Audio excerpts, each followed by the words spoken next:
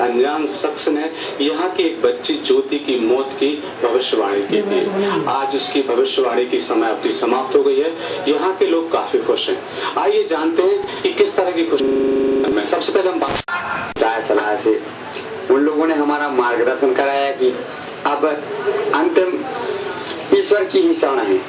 तो हम लोग यहाँ एक हफ्ते से मतलब भगवान का संकीर्तन कर रहे हैं बस्ती वालों के सहयोग से, और सबका भारी सहयोग रहा। अब किसी प्रकार का डर तो अब हमें किसी प्रकार का डर नहीं है।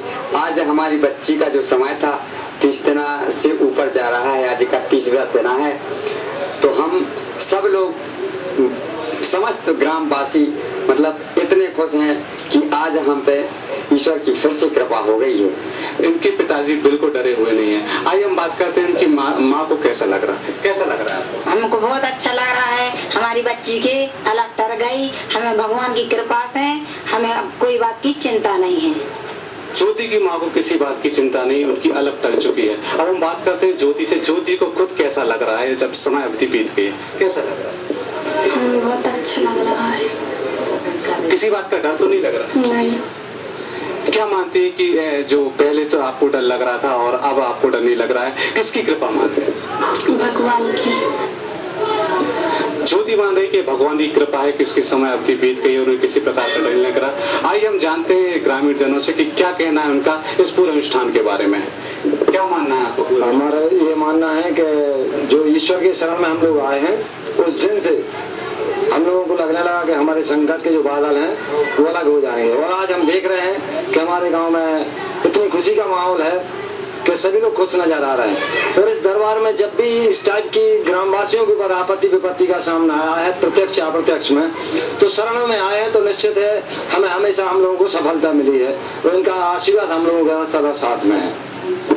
विजय राघव जी मंदिर की आशीर्वाद हमेशा ही ग्रामीणों के सिर पर रहा है। जब भी इनके ऊपर कोई विपत्ति आई है, विजय राघव जी मंदिर की शरण में आए और इनकी विपत्ति दूर हुई है।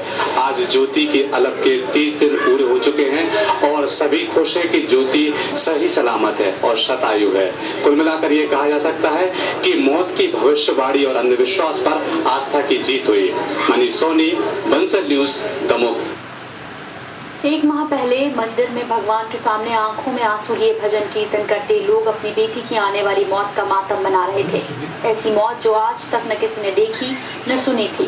दमोह के सरखड़ी गांव में मौत की भविष्यवाणी के बाद से तो गांव की महिलाओं का रो रो कर बुरा हाल था और अब इस काल को टालने के लिए पूरा गाँव ऊपर वाले की शरण में था। अपनी ही मौत की भविष्यवाणी से ज्योति भी सकते में थी। ज्योति के मुताबिक उसे सपने में सांप दिखाई देते थे और उसे डस कर उसकी जान ले रहे हैं।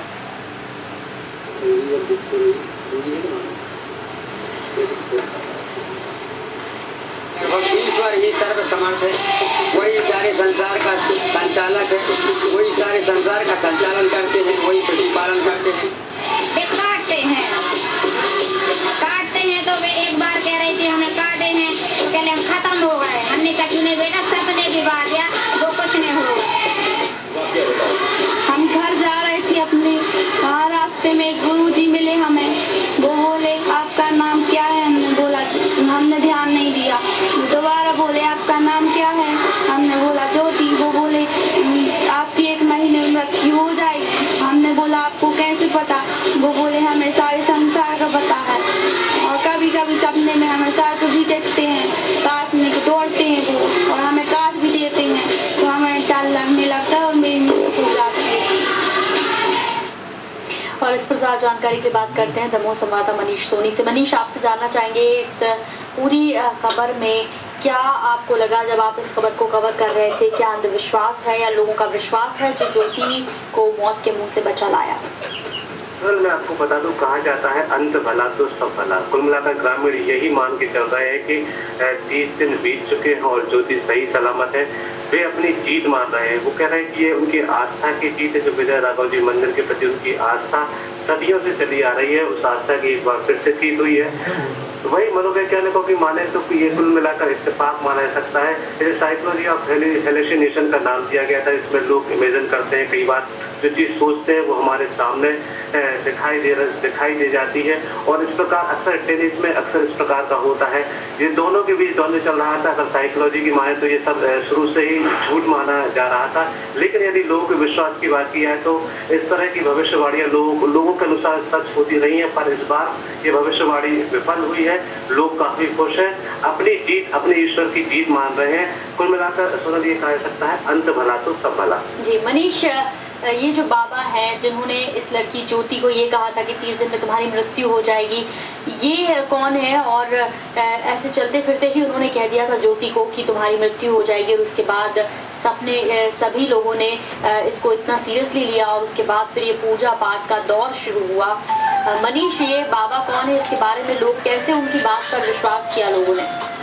यदि हम ज्योति की माने तो ज्योति जब अपने घर की ओर जा रही थी तो नाले के साइड एक शिव रूप में उसको बाबा थे, जो शिव का वेश धारण किए हुए थे। उन्होंने ज्योति से पूछा कि तुम्हारा नाम क्या है। एक बार पूछते पर उसने नहीं बताया। फिर दोबारा उन्होंने पूछा कि तुम्हारा नाम क्या है।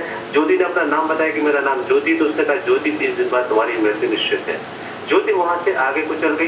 फिर जब उसने पीछे मुड़ के देखा तो बाबा वहां पे नहीं थे। कुल मिलाकर लोग इसे कोई दैविक शक्ति मान रहे हैं, कुछ इस प्रकार का मान रहे हैं जो उन्होंने पहले कभी नहीं देखा है।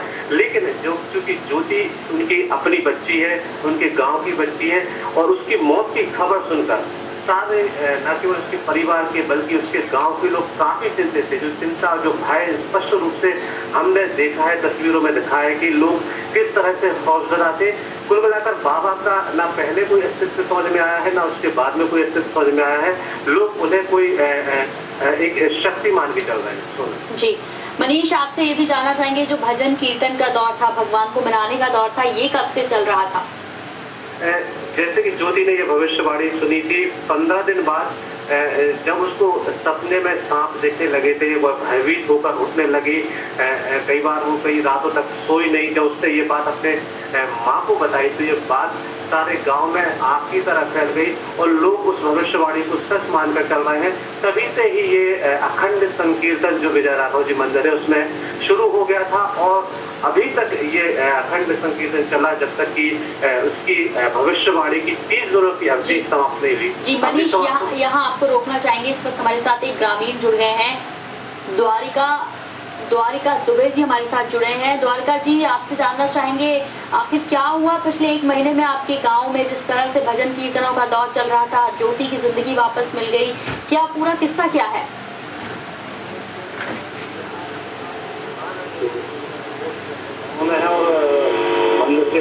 मंदिर है जहाँ जी, वहाँ से रोड निकला हुआ तो उसके पास उनका घर बनाया, कटवारा वगैरह है। तो बच्ची गाँव से अपना घर जा रही थी, यहाँ रोड वाले मकान पे जी। तो यहाँ नाला पड़ता है बीचों बीच जी। तो वहाँ पे कोई महात्मा जी दिखे और महात्मा जी ने ज्योति से कुछ कहा कि मतलब तुम्हारी इतने खाना बनाए टाइम पे आपकी मृत्यु है जी। इस टाइम से कहा तो क्योंकि उसने थोड़ी चर्चा भी की तो पंडित जी ने कहा बेटा तुम्हारे इतना ही है समाज तुम्हारा, और वो बच्ची घबरा दी अपनी चली गई। अब जहाँ 5 कदम गई उसने पलट के देखा तो महात्मा जी आगे हो गए। तो वो देखे नहीं, वो चली गई घर, और घर जाने के बाद उसने किसी से कुछ नहीं बोला। तो जब उसको सपने में सर वगैरह देखे और 2-4 दिन जब परेशान हो गई उसने अपने मम्मी पापा को बताया और मम्मी पापा वगैरह अपना यहाँ जैसे स्थानीय है, हमने पुजारी को यहाँ कई जगह पंडितों के यहाँ बैठे और चर्चा की तो सभी ने की सलाह दी कि वहाँ जाप कराएं और कीर्तन कराएं जी। ग्रामवासियों से मिलकर सब जो बुजुर्ग हैं हम लोग सब उन्हें बुलाया और समस्या बताई कि ये कहा कि अपना विजय राघव जी मंदिर में एक काम करो, कीर्तन लगाएं सब पूरे गांव के मिलकर, और जब अगर एक ऐसी बात है तो निश्चित है कि ईश्वर ही रक्षा कर सकता है। तो जहाँ पलक चलते रहे और ये कीर्तन शुरुआत हो गई और ग्रामवासियों ने मिलकर इस तरीके से बंदाओं को साथ दिया और कल के दिन भजन पूजन यज्ञ वगैरह हवन पूजन होना था होगा जी। वहाँ कन्या भोजन का आयोजन था कल और ब्राह्मणों का ही भोजन हो गया सर एकाएक। तो पूरे ग्रामवासियों ने मिलकर कार्यक्रम की अच्छी दिशा दी और हर्षोल्लास के साथ ये घटना प्रभु ने टाल दी है। कार्यक्रम चलता रहा। जी, तो द्वारका जी, क्या माना जाए, आपकी जो श्रद्धा थी, भक्ति थी, उससे प्रसन्न होके भगवान ने ज्योति को एक जीवन दान दिया?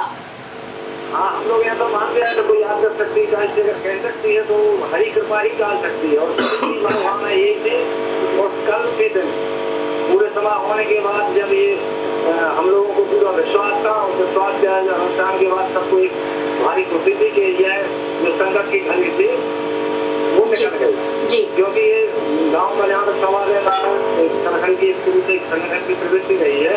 आप जिन्हें कितना ही मतभेद हो, लेकिन जब अगर जरूरत पड़ी तो गाँव एकत्रित हुआ। जी बिल्कुल, बहुत बहुत शुक्रिया द्वारका जी हमसे बात करने के लिए। तो गाँव वालों का ये विश्वास ही था जो ज्योति को मौत के मुंह से वापस खींच लाया। मनीष हमारे साथ लगातार बने हुए हैं इस खबर पर। मनीष, आपसे जानना चाहेंगे, आज के इस तकनीकी युग में इस तरह की बातों पर लोग कैसे विश्वास कर लेते हैं और कितनी सच्चाई होती है इस तरह के बातों में कि ज्योति को सपने आ रहे थे और फिर उसको एक बाबा भी मिले जो कि अदृश्य हो गए कहने के बाद। जो गांव के और लोग हैं इस बारे में क्या कहते हैं? कहीं न कहीं जो सरखड़ी गांव है, ये समूह का एक ऐसा क्षेत्र है जो इंटीरियर माना जाता है। शिक्षा का अभाव यहाँ पर हमेशा ही रहा है, पर एकदम भी नहीं कहा जा सकता। यहाँ पे कुछ लोग काफी पढ़े लिखे हैं, खुद ज्योति 12वीं कक्षा की छात्रा है, पर अक्सर देखा गया है कि गांव में कई प्रकार की कहानियां प्रचलित होती हैं, कई धार्मिक कहानियां, किंवदंतियां प्रचलित होती हैं कि इस तरह की भविष्यवाणियां पहले भी हुई हैं, हमारे धार्मिक ग्रंथों में ये लिखा है। तो अक्सर ये सुनते सुनते कहीं ना कहीं ये बातें दिमाग में लोगों में बैठ जाती हैं और कहीं ना कहीं एक इल्यूशन, जिसको वहम कहते हैं, ये लोगों के दिमाग में बनता रहता है और इमेजिनेशन में उनके सामने आ जाता है। तो ये बात मनोवैज्ञानिक कह रहे हैं कि कहीं ना कहीं शिक्षा का अभाव है, कहीं ना कहीं सही रूप में ज्ञान का अभाव है। लेकिन इस पूरे घटनाक्रम में ये बात बहुत अच्छी रही है कि लोगों में डर तो रहा है, लेकिन डर के बाद लोग कहीं ना कहीं ईश्वर की शरण में गए हैं और ईश्वर को अपना आधार माना है और ईश्वर की आराधना करने के बाद उनकी जो मनोकामना पूरी हुई, उनकी बच्ची आज सुरक्षित है। तो एक बात ये भी मानी जा सकती है कि लोगों की आस्था की जीत हुई है, भले भय के बाद उनकी जीत हुई है, पर कहीं ना कहीं ईश्वर में उनका विश्वास बढ़ा है। जी, बहुत बहुत शुक्रिया आज तमाम जानकारी के लिए मनीष आपका। और यहाँ वक्त है छोटे से ब्रेक।